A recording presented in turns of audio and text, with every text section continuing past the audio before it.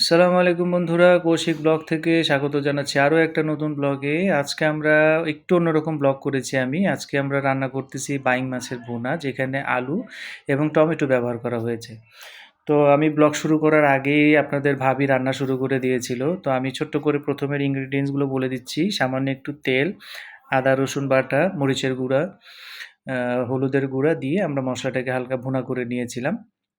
তারপরে টমেটোটাকে দেওয়া হয়েছিল। টমেটোটা দিয়ে এভাবে সিদ্ধ করে নেওয়া হলো যেন টমেটোটা সুন্দর করে মসলার সাথে মিশে যায়। হালকা একটু পানি দিয়ে আমরা এটাকে আবারও একটু নাড়াচাড়া দিয়ে কাঁচামরিচ দিয়ে আবার একটু কিছুক্ষণ সময়ের জন্য রেখে দিব মশলাটাকে, যেন টমেটোটা সুন্দর করে একদম গ্রেভি টাইপ হয়ে যায়। দেখতে পারতেছেন কি সুন্দর গ্রেভি হয়ে গিয়েছে।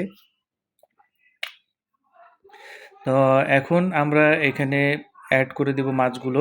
দেখতেই পারতেছেন কাটা সুন্দর একদম ছোট ছোট বাইং মাছগুলো আমরা পরিষ্কার করে দিয়ে দিচ্ছি। এই মাছগুলো মূলত নদীর মাছ, অনেক সুস্বাদু হয়। এমনি এভাবে হালকা ঝোল দিয়ে ভুনা খুব মজা লাগে, আমার খুব ভালো লাগে এই মাছগুলো এভাবে রান্না করে খেতে। দেখতে পারতেছেন এভাবে সুন্দর করে মিলানোর পরে আমরা হালকা আছে এটাকে কিছুক্ষণের জন্য রেখে দিব যেন মাছটা সুন্দরভাবে সিদ্ধ হয়ে যায় এবং মশলাগুলো পরিপূর্ণভাবে তার মানে ঢুকে যায় ভিতরে। এই দেখেন কি সুন্দর মশলাগুলো হালকা হালকা শুকিয়ে গিয়েছে, সুন্দরভাবে ভুনাও হয়ে গিয়েছে। এখন আমরা আলুগুলো অ্যাড করে দিচ্ছি। আলুগুলো অ্যাড করার সময় আমরা হালকা একটু পানি দিয়ে দেব। নাড়াচাড়া করানোর পরে যেন আলুটা সিদ্ধ করার জন্য আমরা সামান্য পরিমাণ পানি দিয়ে সিদ্ধ করে নিব আরকি। দেখতে পারতেছেন কি সুন্দর নাড়াচাড়া করতেছি। রংটাও অনেক সুন্দর হয়েছিল, টেস্টটাও অনেক সুন্দর হয়েছিল। আপনারা যদি রান্না না করে খান আপনারা বুঝতে পারবেন না। তো এখানে আমরা ধনেপাতা ইউজ করে নেই। অনেকেই ধনেপাতা ইউজ করে।